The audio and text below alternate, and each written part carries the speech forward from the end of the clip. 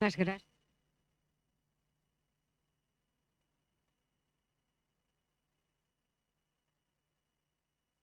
Val? Moltíssimes gràcies per la benvinguda. Bona tarda a tots. Compartir conversa que Pilar del Río, dona d'una economía extraordinaria.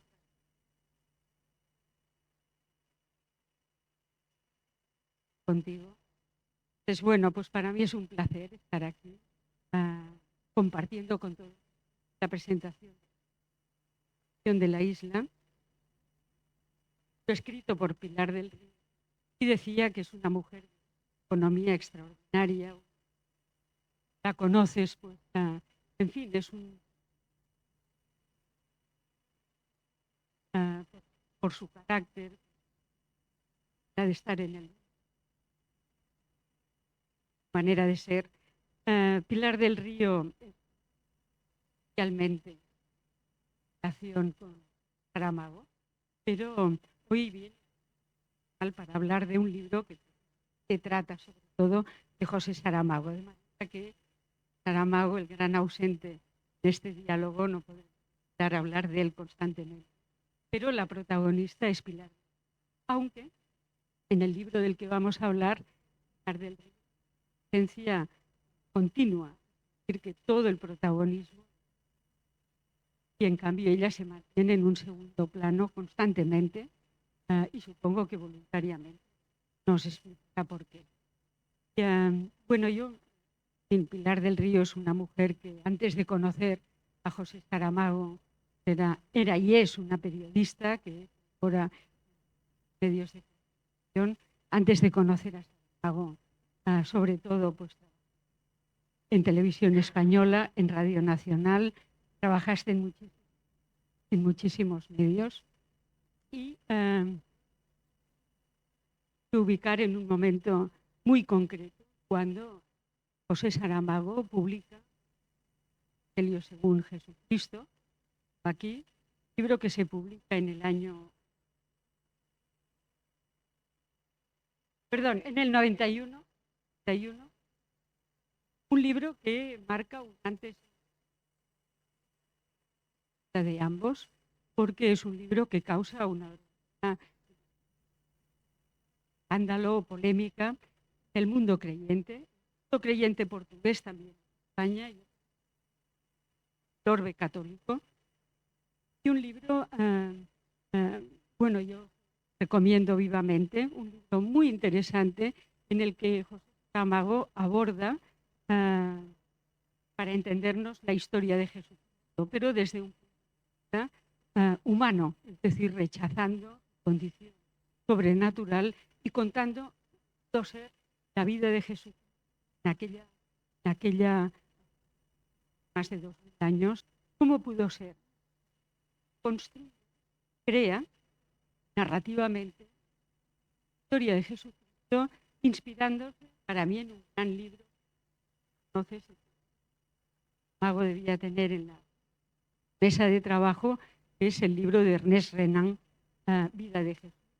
Pero que fue tan importante en el católico que se publicó el de 1863, un libro que causó una verdadera conmoción en el mundo católico, porque estaba volver a la de Jesús, rechazando condiciones. Saramago recrea la figura de Jesús, también rechaza Cristo, una figura absolutamente deslumbrante de vista, no es el Hijo de Dios. Y entonces, a partir de aquí, considerándolo de los hombres más precarios que ha conocido la humanidad, Saramago, bueno, es razonable que da el nacimiento de una novela extraordinaria, un gran disgusto, hasta el punto de que el portugués se pronuncia. Saramago tales dimensiones que opta por Portugal y se refugia en Lanzarote. Podríamos decir es el arranque, esa vida en Lanzarote hasta la muerte de Saramago constituye el libro del que vamos a hablar, no sé, acertada en eso del Evangelio de Jesucristo. Es el punto. La partida a Lanzarote.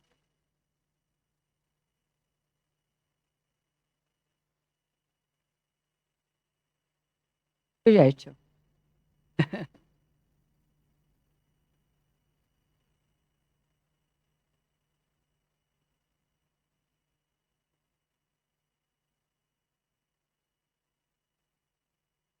Hay que acercarse más. Vale. O sea, tenía que ser una cantante quien nos lo dijera. Que nosotras nos solemos subir al escenario. Decía, saludaba, quería agradecer a Ana Caballé. Por supuesto, agradezco a Biblioteca García Márquez, si luego quieren, contamos algo de García Márquez. Ya que estamos aquí, a mí tampoco se me oye.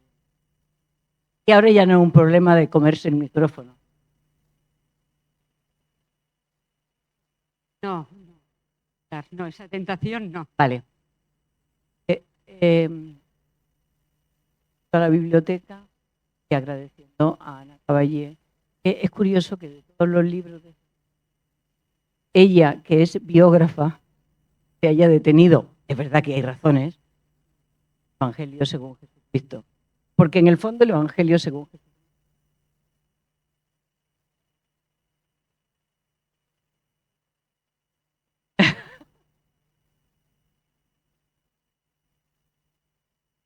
Pero es una biografía escrita no canónicamente.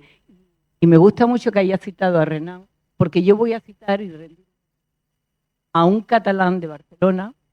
José Saramago leyó por casualidad un libro suyo que fue definitivo en la preparación de este libro. Él recordar, he tenido que apuntar el nombre, José Montserrat, profesor, es autor de un libro que se llama La Sinagoga Cristiana. La Sinagoga Cristiana le dio claves a José Saramago para escribir el Evangelio, que no las tenía habiendo pasado por Jerusalén, habiendo recorrido los lugares y habiendo leído los Evangelios apócrifos y los no apócrifos y los canónicos millones de veces. Vamos a tener así un momento de convulsión porque está entrando el alcalde. Disimulamos y seguimos. Pero sí, fue el Evangelio, el libro que hizo. ¿Me dejan que le diga? Fue el libro que molestó profundamente a algunas personas que estaban en ese momento ejerciendo el poder en Portugal. Fue estupendo porque la persona que más protestó hizo una declaración genial. No lo he leído, pero no me ha gustado. Entonces, después de esa declaración, se montaron sesiones parlamentarias, hubo protestas, intervenciones, en sesión especial del Parlamento, dimes y diretes, intervenciones del Parlamento Europeo, y en cierto momento José Saramago dijo, o sea, ni la literatura es esto, ni esto me representa. Él no se fue de Portugal enfadado con Portugal, él se fue de Portugal enfadado con el gobierno de Cavaco Silva, que cometió un acto de censura, un miembro del gobierno, y el resto del gobierno fue solidario, no, porque continuaron como si no hubiera pasado nada. Sí, retiraron el libro de un premio literario europeo. O sea, el gobierno retiró el libro, o sea, no permitió que a Saramago se le diera el premio por este libro. Y entonces... Premio europeo del que nadie había oído hablar, ni nadie ha vuelto a oír hablar nunca. Que no era importante el premio. Era importante la censura. Entonces, lo que ocurre es que Saramago se enfada, se va. A continuación, el presidente Mario Soares, y eso lo cuento en el libro, sí que viene porque había cohabitación en Portugal. Mario Soares era presidente, era socialista, el gobierno era del PSD y gobernaba Cavaco Silva. Y la siguiente cosa es que quien le sustituye a Cavaco Silva, Durán Barroso, luego quiere pedir perdón por ese asunto. Él estaba en el gobierno entonces.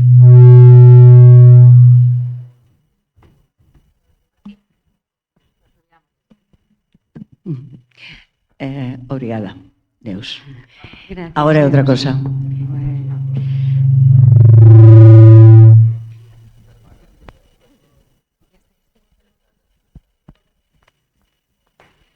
Muerto el perro, se acabó la rabia.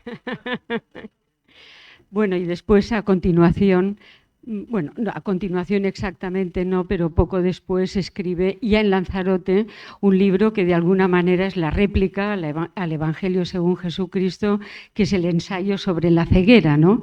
Que es un ensayo donde de una forma completamente parabólica pues está denunciando que podemos, en fin, podemos encontrarnos en un mundo en el que todos estamos ciegos y no nos resistimos a ver la verdad, ¿no? Entonces, bueno, a mí me pareció, el ensayo sobre la ceguera es una novela extraordinaria, bueno, como todas las de Saramago, y yo no sé si estarás de acuerdo, una cosa que me llama mucho la atención, el primer libro conocido de Saramago es Levantado del suelo, que se publica en 1980. Saramago tiene 58 años, los mismos que tiene Cervantes cuando publica la primera parte del Quijote. Sí, y bueno, Menéndez Pidal tenía una teoría, la teoría de los frutos tardíos, que la literatura española y quizá la portuguesa había dado sus mejores frutos tardíamente, es decir, o bien en la edad crepuscular de la vida, o bien cuando un movimiento estético estaba ya en su final, en su decadencia, ¿no? Entonces, bueno, a mí me parece Saramago un ejemplo de fruto tardío, porque él empieza a escribir torrencialmente a los 58 años, a los 60 escribe Memorial del convento, que es una novela que le da un éxito extraordinario, y a partir de aquí no para, ¿no? ¿Tú estarías de acuerdo en eso de que, bueno, la comparación con Cervantes es exacta, 58 años los dos, pero ¿tiene alguna explicación que los hombres o mujeres, ¿no? Los seres humanos a cierta edad, habiendo alcanzado la madurez, con una gran experiencia de la vida, entonces encuentren su estilo? No suele ser frecuente. No. Normalmente a los 50 y tanto ya se está pensando, a los 58 se está pensando en la jubilación.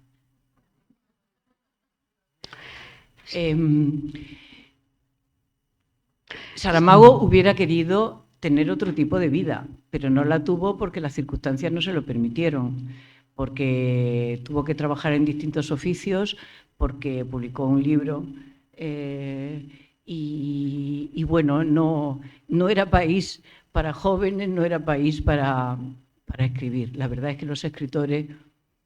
Hubo grandes escritores en Portugal en aquellos años, como Miguel Torga, como Virgilio Ferreira, varios escritores muy interesantes, pero claro, no tenían agentes, no salían, la dictadura achicaba, se quedaba todo en Portugal. Se decía, como nunca ningún portugués ha tenido el Nobel hasta el 98, pues porque era muy difícil salir, bloquear. Imagínense lo que era para los portugueses tener que cruzar toda la península para llegar a Francia. Era complicado. En fin, fue un escritor tardío, pero él no perdía el tiempo. Él decía, no tener prisa, no perder tiempo. Él llegó tarde, pero no perdió tiempo. Escribió una obra bastante madura, una obra rica, contando los libros de crónicas y los 3 libros de poesía y el teatro son 40 títulos. 40 títulos pues dan muchas horas de trabajo.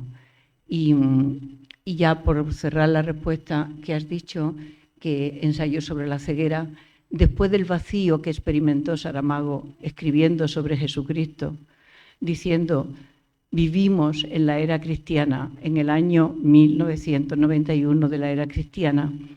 Si Jesucristo, estamos absolutamente convencidos y decimos eso, Jesucristo es Dios, nuestras sociedades están presididas por las iglesias, nuestra vida está comandada por los mandamientos, seamos creyentes o no seamos creyentes, somos todos culturalmente cristianos.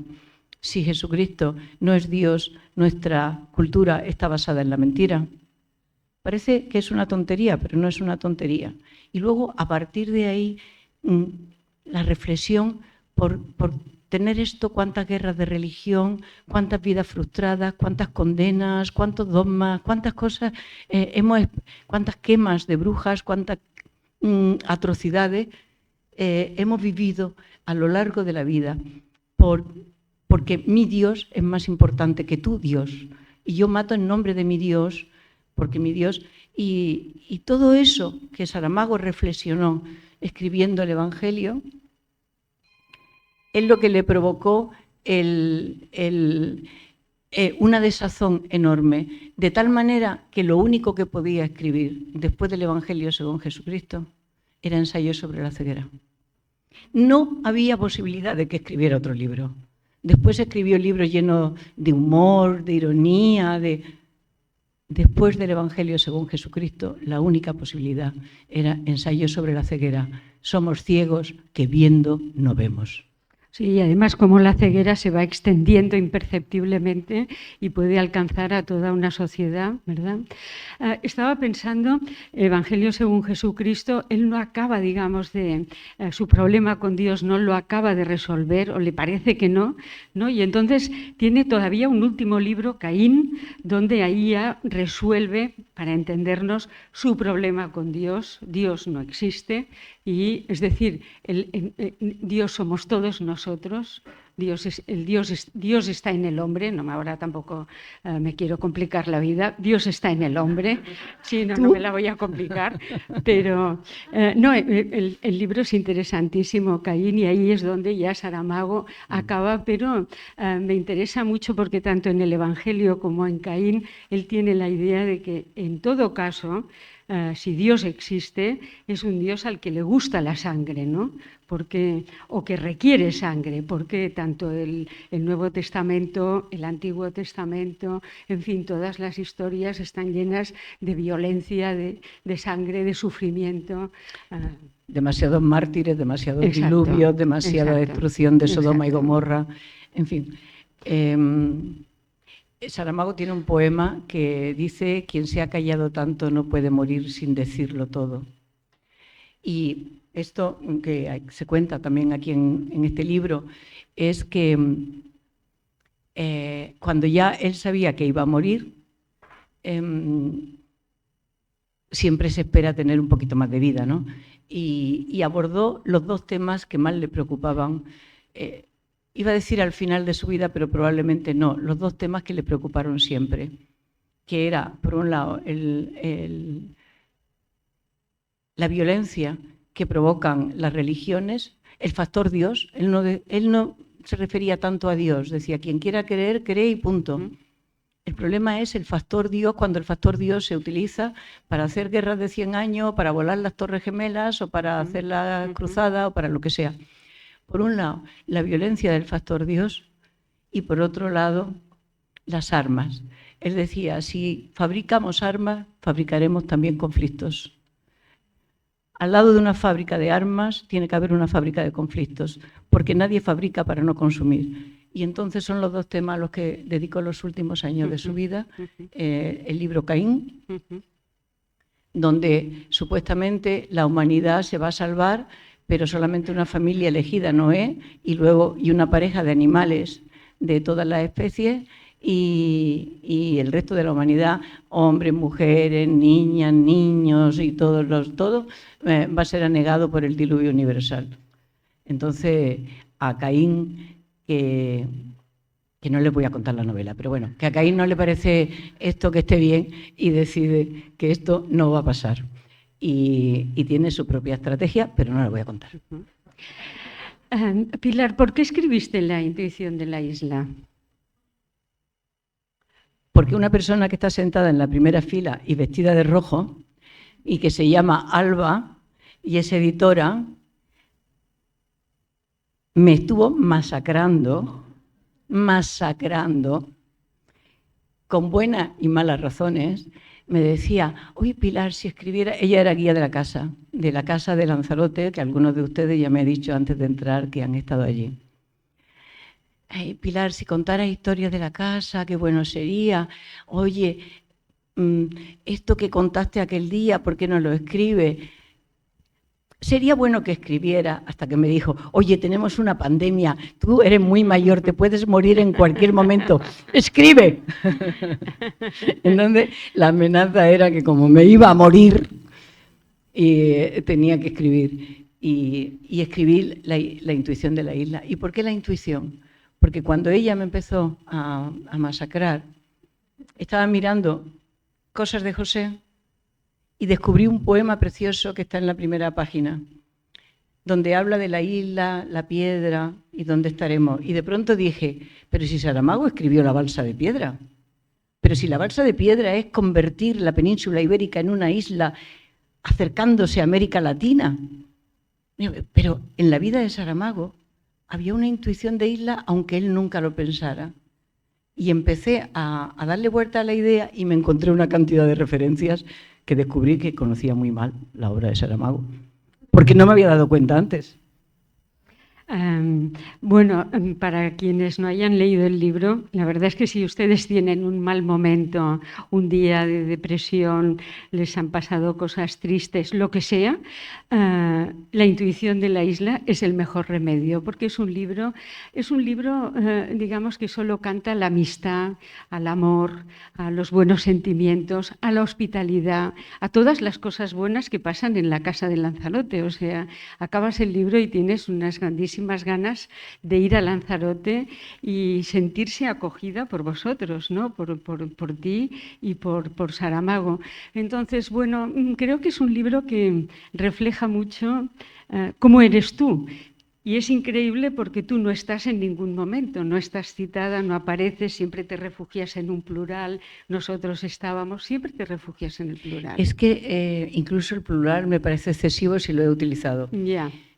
Los periodistas no están en las crónicas que cuentan. Los periodistas cuentan, pero no son protagonistas. Bueno, depende, ahí tendríamos mucho que hablar. Yo creo que los periodistas cada vez intervienen más, pero en todo caso, desde luego tú no intervienes en absoluto, pero tu forma de ser está presente en todo, ¿no? En todas las anécdotas, todas esas historias que transcurren en la cocina de la casa, ¿no? Que no tiene nombre, es la casa. Porque Saramago necesitó vivir más de 70 años para finalmente poder tener una casa que pudiera decir que era suya. Él empezó su vida viviendo cuando sus padres compartían casa con otra gente, pero tenían el privilegio de tener derecho a cocina. Casas compartidas, imagínense en los años 30, en Portugal, con aquella pobreza extrema.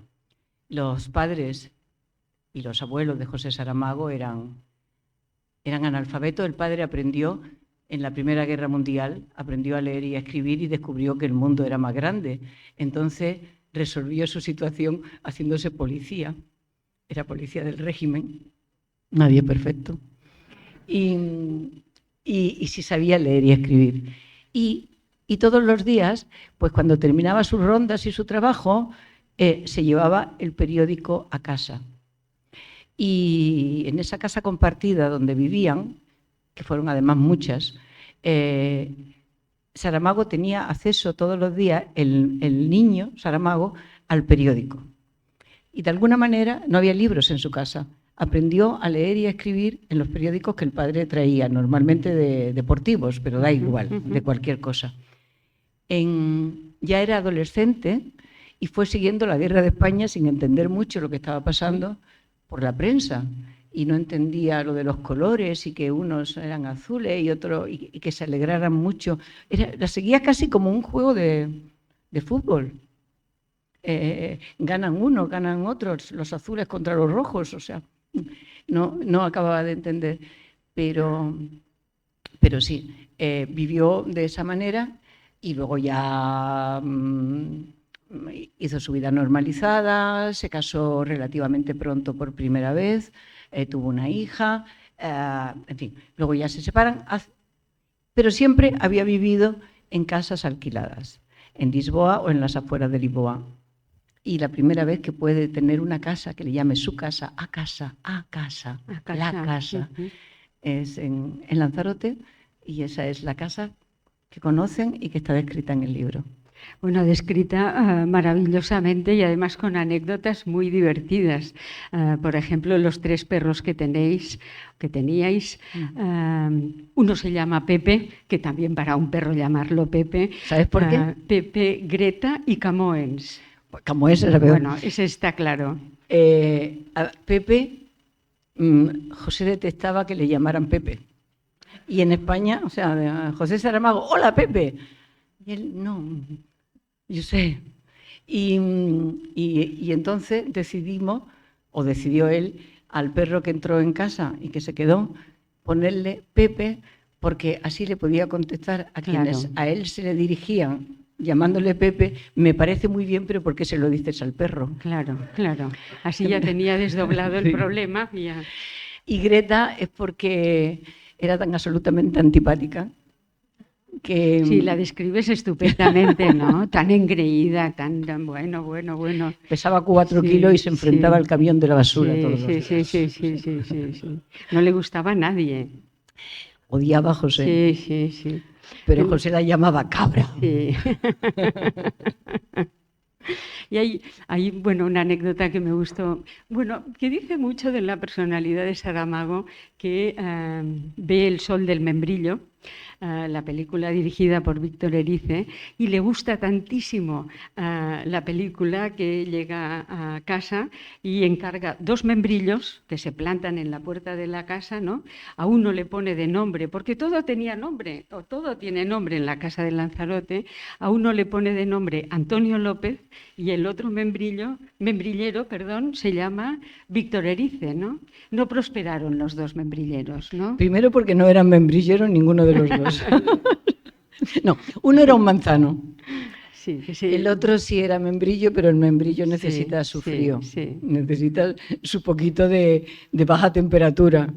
Es como si lo plantáramos aquí hoy, tampoco prosperaría.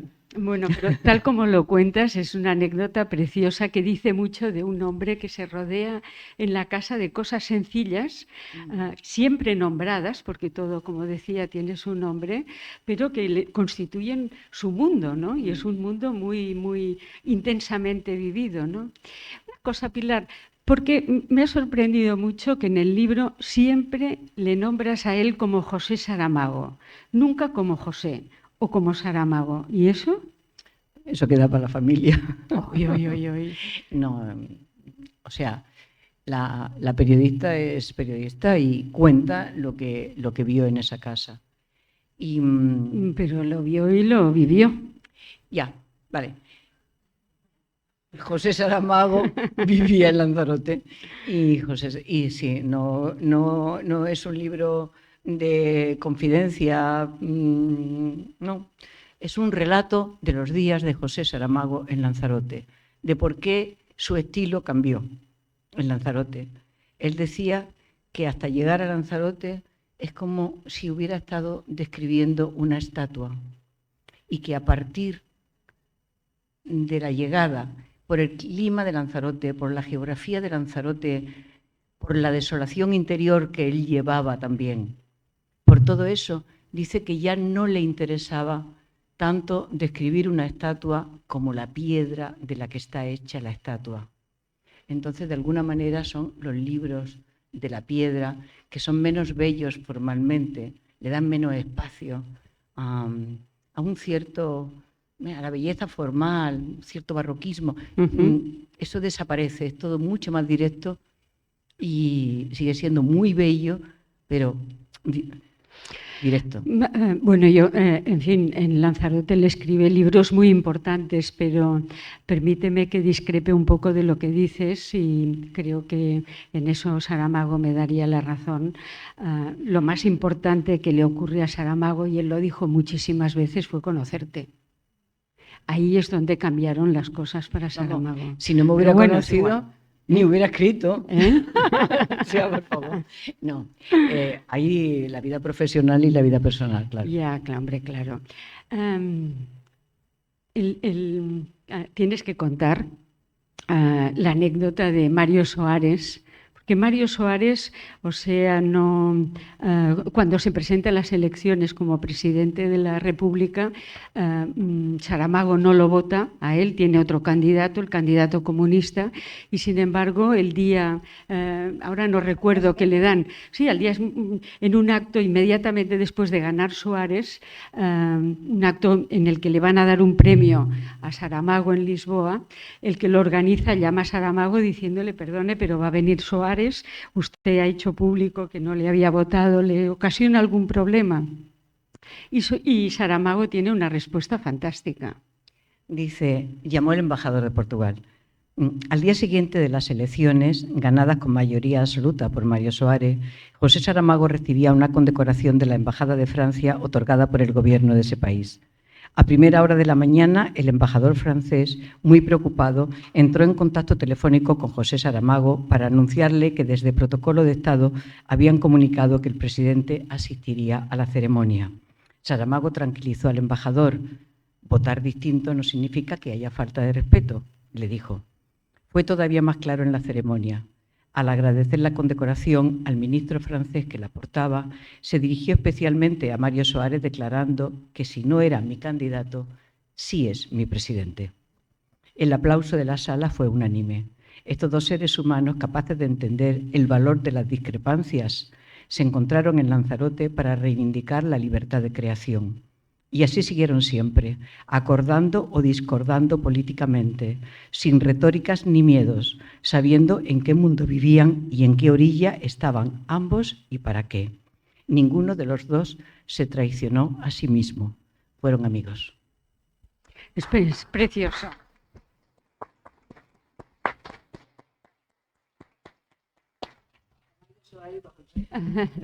Bueno, y sin embargo, cuando Mario Soares se acerca a Lanzarote ya siendo presidente, el almuerzo fue un desastre. Lo que peor que se puedan imaginar. ¿Qué puede fallar? Bueno, salvo caerse la mesa, que se tambaleó, todo lo demás pasó. La comida llegó fría, no se sirvió, el camarero que estaba sirviendo rompió las copas. Un desastre. Sirvieron la última a la mujer del presidente en vez de la primera. Bueno, caótico. Entonces, y además cada vez se iba haciendo más caótico. Estábamos desesperados en la casa para que se terminara el almuerzo y llevarlos al aeropuerto. Habían venido en viaje oficial y venía el presidente con un séquito de unas cuantas personas que eran embajadores, ministros, en fin.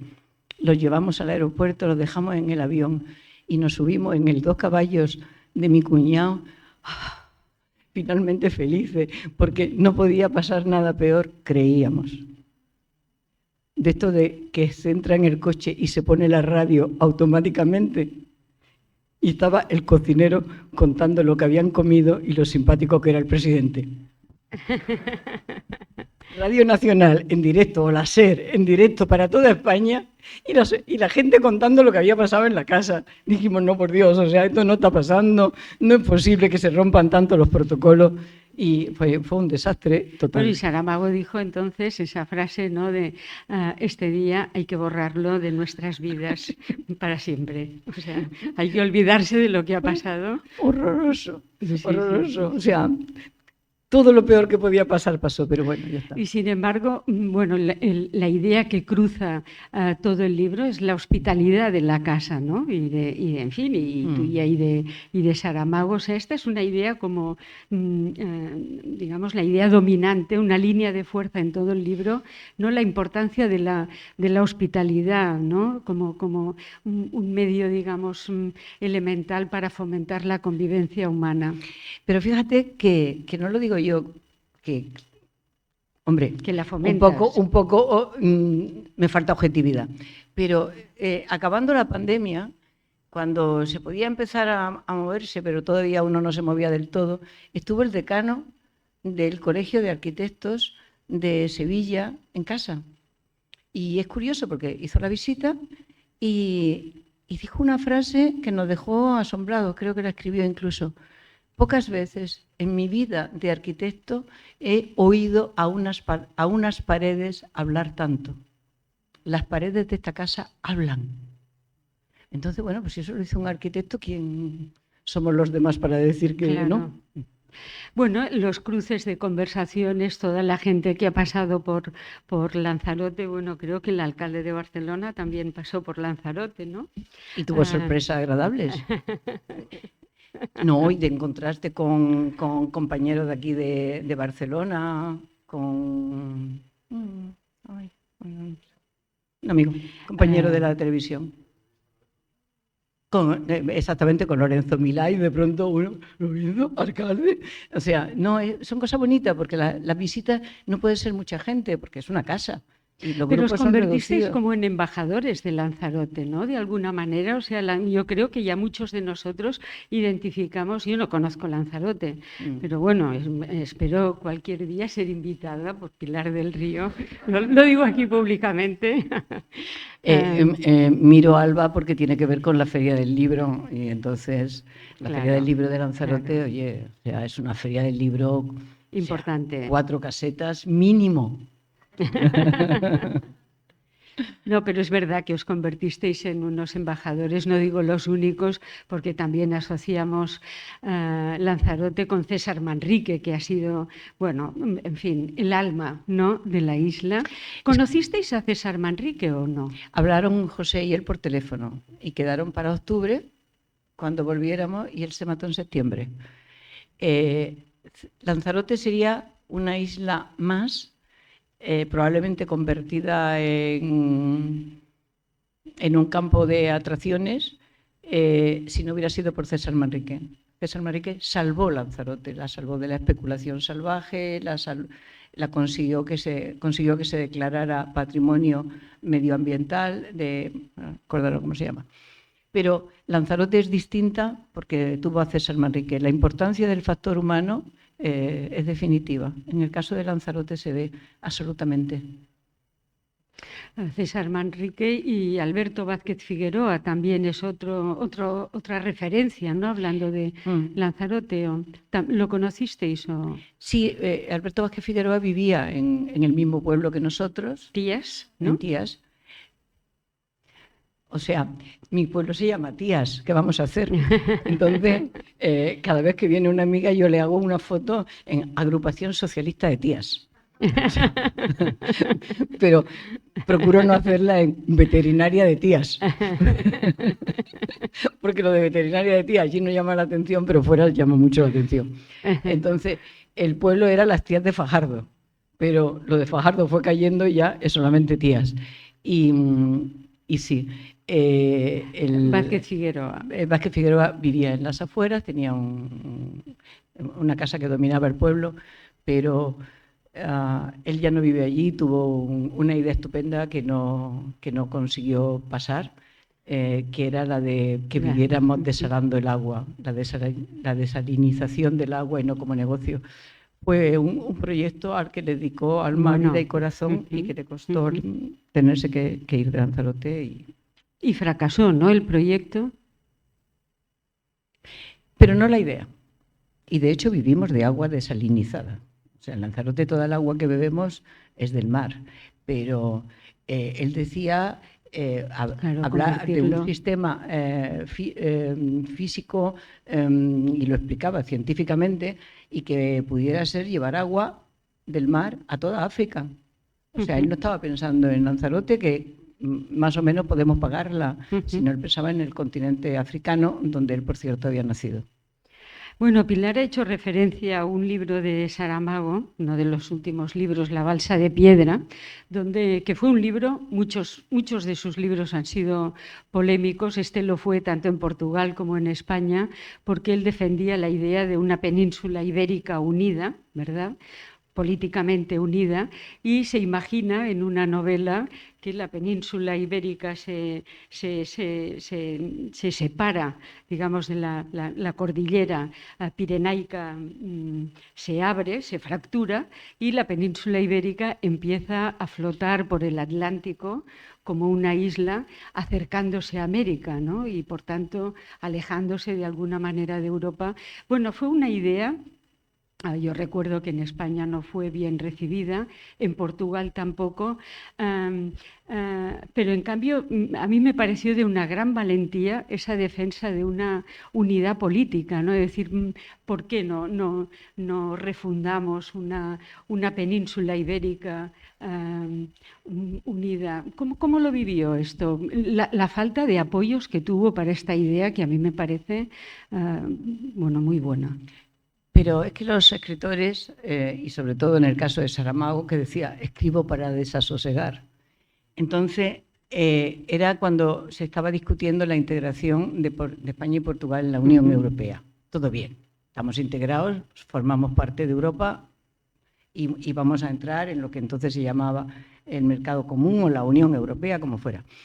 Él decía, no hablaba tanto de unión España-Portugal política, eso no.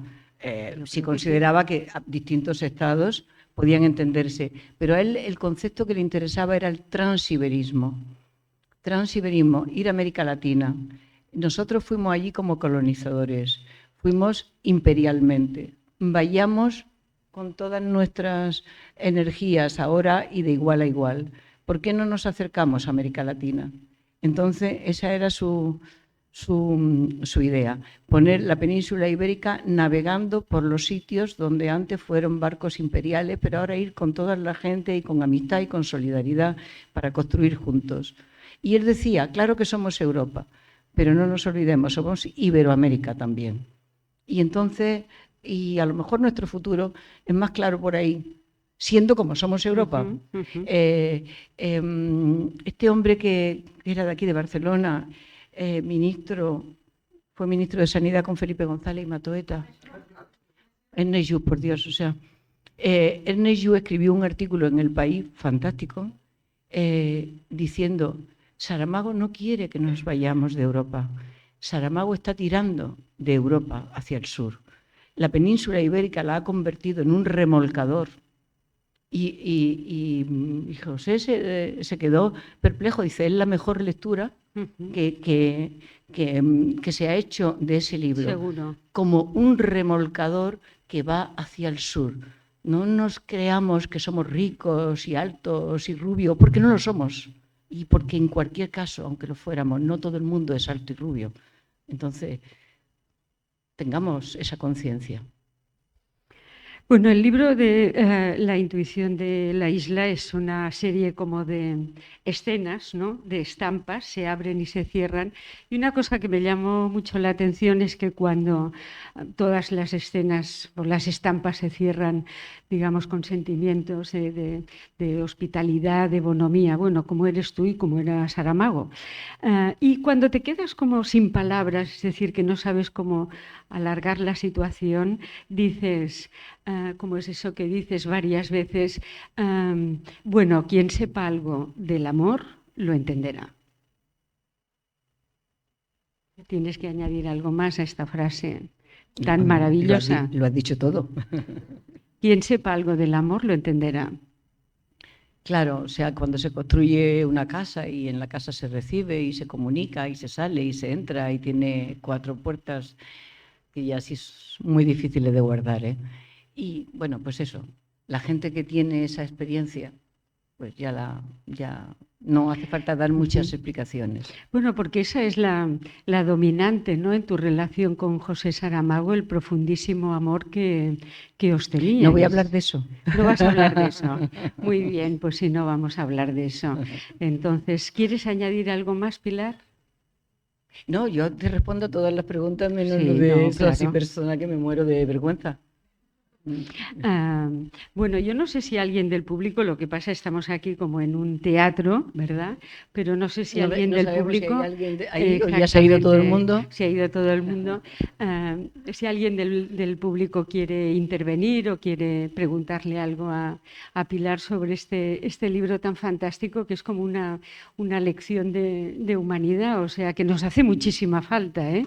Porque todo, en fin, vivimos en un ambiente como de confrontación y lo que tú escribes bueno, es una lección, pues que ya lo he dicho, de bonomía, de buenos sentimientos y de cómo los seres humanos podemos entendernos a poco que hagamos un esfuerzo, ¿no?, para superar las diferencias de todo tipo. Sí, a mí me ha gustado que digas que es como de buenas noticias. Y bueno, está también la enfermedad y está también la muerte.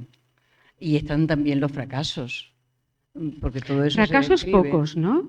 Bueno, pues aparte de la comida, del almuerzo de Soares, fracasos pocos, no hombre, sé. que quise hacer una residencia para escritores y no lo conseguí.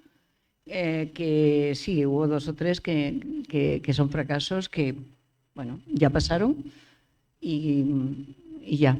Pero sí, y sobre todo está la muerte y está la enfermedad y están las relaciones con otros escritores. Bueno, maravillosas Por ejemplo, las conversaciones. García Márquez no vino nunca, pero no vino nunca, aunque estaba enteradísimo de todo lo que pasaba, porque tenía pánico a volar. Entonces volaba lo menos posible, volaba mucho, pero no iba a ir por placer a un sitio. Pero ahí, en fin, hay conversaciones, bueno, todo el mundo pasa por Lanzarote prácticamente, ¿no? Y es verdad que, bueno, como debe ser, el libro se abre con vuestra llegada a Lanzarote y se cierra con la enfermedad y la muerte de Saramago, que por otra parte es una lección de vida, ¿no? Porque trabaja hasta el último momento, hay que ver la fortaleza y la necesidad que tenía, digamos, este Saramago que descubre toda, digamos, su potencia estilística, todo lo que tiene que decir, sobre todo en el último tramo de su vida y cómo aprovecha hasta el último momento, ¿no? Fíjate, yo no sé si está aquí en el libro, supongo que esto lo vas a ver mejor, Alba, que yo. Lo último que escribió José Saramago en su vida, que ya ni lo escribió porque no podía escribir, pero estaba viendo el telediario de España y de pronto hay una noticia. Una flotilla llamada la Flotilla de la Paz de barcos que iban con material escolar para ayudar a los niños de Palestina han sido atacadas y se han producido una serie de escaramuzas y han muerto 3 personas. La Flotilla de la Paz era una iniciativa de una serie de ONGs y, insisto, material escolar. Y entonces Saramago estaba viendo así las noticias, a ser atacado en el Mediterráneo, unos barcos, una flotilla, se estaba viendo en el telediario y de pronto dice, el escritor sueco Henning Mankell iba en la Flotilla de la Paz, era una de las personas que componían la flota. Y entonces Saramago dice, Pilar, quiero entrar mañana en el blog. Y yo me voy a buscar el ordenador y pensando que me iba a dictar, y sí, me dictó. Obrigado, Mankell. Fue lo último que escribió en su vida. Gracias, Mankell.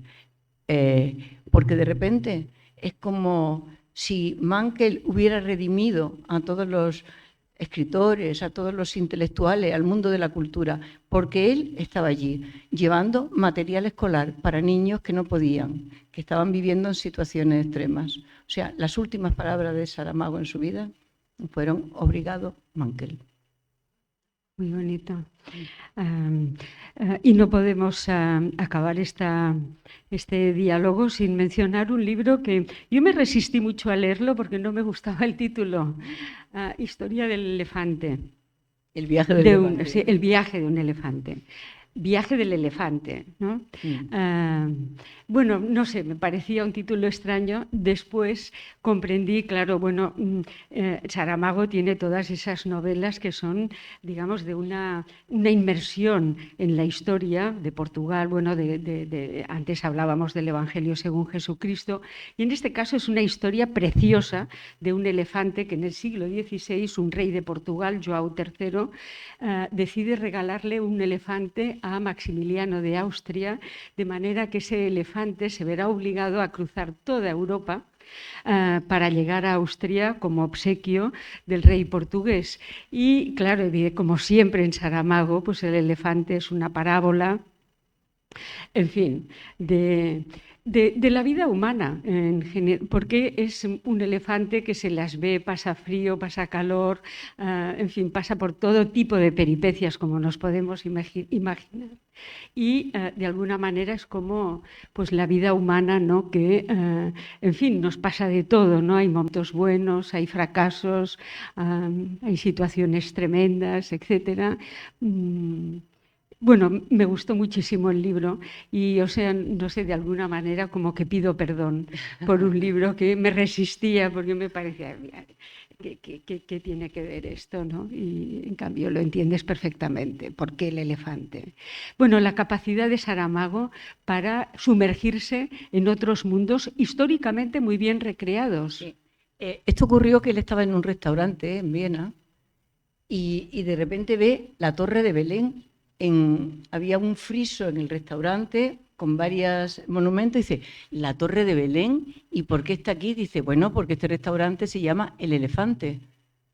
¿Y el elefante? Y entonces, sí, es un regalo histórico. Y José se quedó perplejo y se puso a leer sobre ese elefante que vivió 2 años en Austria, llegó hasta Austria. Después de todas las calamidades, los primeros días muy bien, la gente iba a verlo, luego ya lo abandonan, se queda por allí y 2 años después muere abandonado, de soledad, no era su clima, no era su forma de estar. Y no contentos con que se murió, es que le cortan las patas y convierten las patas del elefante en paragüeros que están. Entonces Saramago decía, después de la épica de este animal, después de haber cruzado Europa, para morir, le van a cortar las patas para convertirlo en un paragüero. Entonces no podía entenderlo. Y claro, decía, tantos seres humanos toda la vida viviendo, trabajando, sufriendo, creando, generando, amando, enterrando, para que nos corten las patas al final no puede ser. Y bueno, es que fue una época en que las cortes europeas se traficaban con animales y se regalaban animales. A raíz de la publicación de ese libro supe que la Torre Eiffel fue también un regalo de los reyes, era una jirafa. Esa torre es el cuello de una jirafa, que fue efectivamente un regalo también a la corte francesa, que anduvo la jirafa por allí, por los campos, y durante un tiempo fue atracción y luego dejó de ser atracción y punto, y se murió. Pero eso se quedó en la memoria y se convirtió en la inspiración de Eiffel, y es el cuello de la jirafa. Muy bien, bueno, vamos a cerrar ¿sí?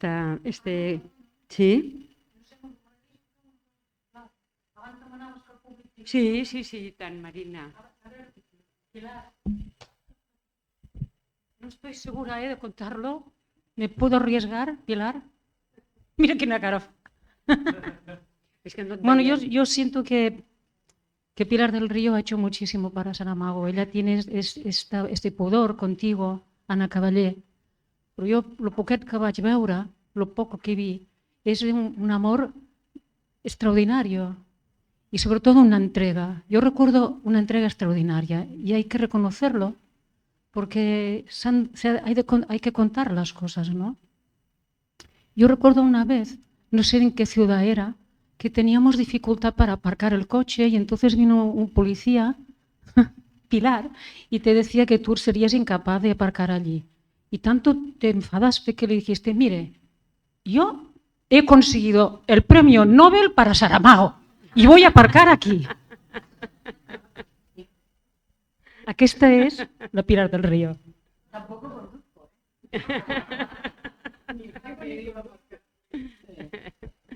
Sí, pero me daba mucha rabia que cada vez que íbamos a aparcar en algún sitio, amigas, había un listillo que decía, "Ah, mujer tenías que ser". Y entonces, sí, hombre, hace muchos años, pero sí, evidentemente el premio Nobel lo consiguió José Saramago por los libros que escribió José Saramago. Y eso está fuera de duda.